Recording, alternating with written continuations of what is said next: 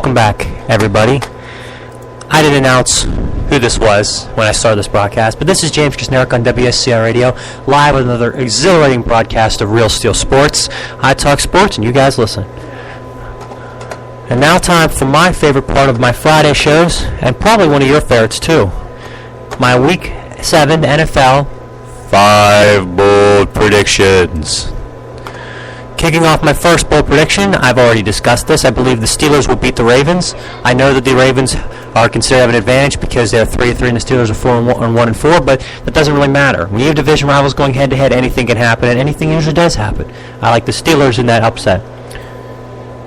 The Jets, and my next bold prediction, will rush for 150 yards against the Patriots. Blau Powell's a pretty good running back, but I think with Geno Smith run, they'll be able to open some lanes because this team barely lost to New England in Week 2.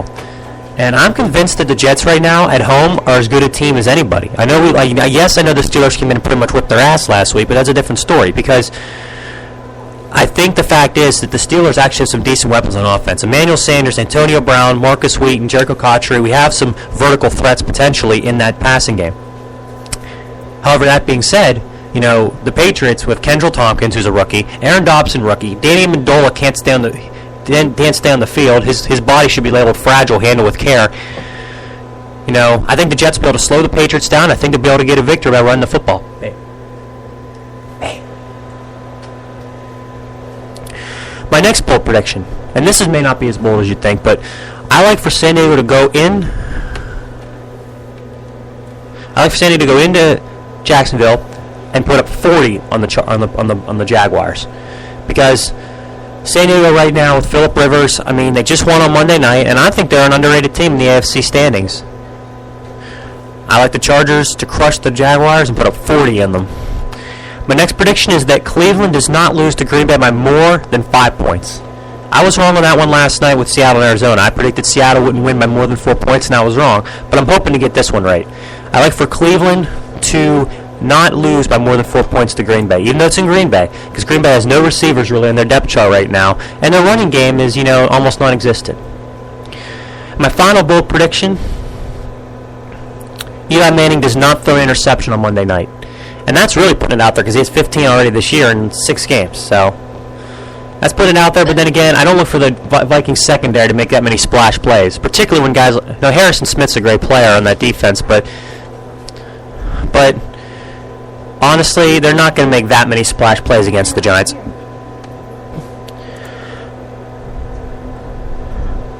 I would also like to use this time to review last night's game. I thought that Seattle opened it up a little more against Arizona. They had the 31-yard touchdown to Sidney Rice, a couple other plays. Marshawn Lynch had a good game. Seattle defense really came to answer the call when the Cardinals, were down in scoring position. They got a few picks and turnovers off Carson Palmer, the quarterback. They, in general, played a good game they needed to win on the road. And now for my mid-season awards. Midway through the NFL season, which is one of my favorite times of the year because we can start talking about what we've already seen and what we think will start to happen. This is when it gets good. My mid-season award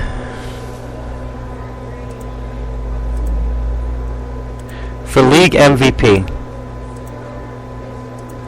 Is there really anybody else but Peyton Manning could have as your MVP at this point? I didn't even listen to the discussion at the start of the year, but look what he's done this year. He's on pace to complete 74% of his passes record for like over 5,500 yards record. He's on pace to throw for like more touchdowns than Tom Brady, which was 50 in 2007. That was ridiculous enough, and I don't think anyone thought we'd see that again. But now look at it, just 7-8 years later. No, just 6. Pardon my bad, horrible math there. Just 6 years later, we're on pace to see it broken again. His pass rating's due to break Aaron Rodgers' record of a few years ago. It's just ridiculous. My offensive player of the year is Jimmy Graham. And, it's kind of tough when you've got Peyton doing all those things, but you look at Jimmy Graham's done this year in New Orleans. He's averaging 98.8 yards a game, and he's had 6 touchdowns in 6 games. He's on pace for 16 touchdowns and over 1,500 yards as a tight end. Now, he probably won't break Gronk's touchdown record from 2011, but his yardage record, it's like in the mid-1300s. I could potentially see him topping that.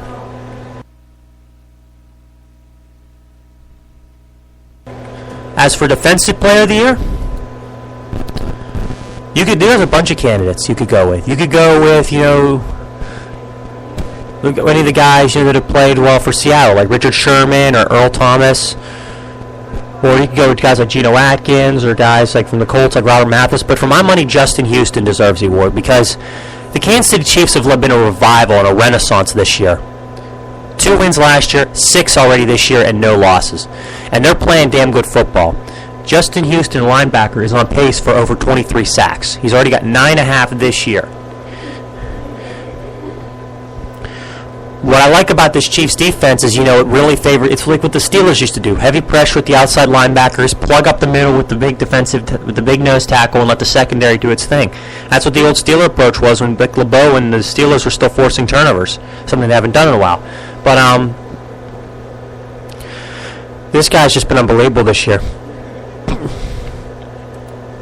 Offensive Rookie of the Year, I go with Geno Smith. The Jets, they've been average, and Geno Smith statistically has been average, but the game in Atlanta, I think, kind of proves, his worth to his team. He led that late game drive when they were down after leading the whole game.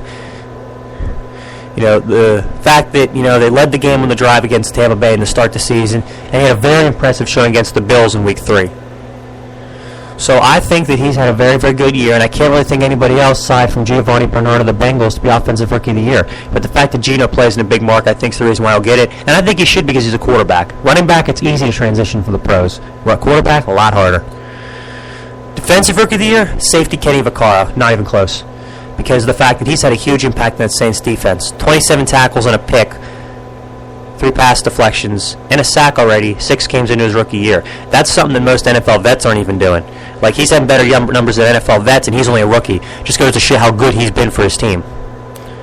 And as a safety, he was a freelancer, and he was kind of a gambler in college. He's honed it in, he's pulled in the reins, and he's become a much more smart and tactically sound player this year, and I think he deserves this award. And comeback player of the year, LaShawn McCoy. Last year had a big drop-off after the really good year he had in 2011. But this year, in 2012, his yards per carry dropped, his touchdown total dropped by 15, and his yards per game dropped almost 20. This year, he's been the best running back in the NFL, 105 yards a game, and leads the league with 630 yards 7 weeks in. He's played very well. Coach of the year, not even close, Andy Reid. You cannot think of anybody else but Andy Reid because of the way he's been able to revive the Kansas City Chiefs team because they were 2 wins last year. They've got 6 already. All right, that does it for part 1 of my show. I'll be back with part 2 in a minute. I got a song to play, and then I'll be back at about 9:30.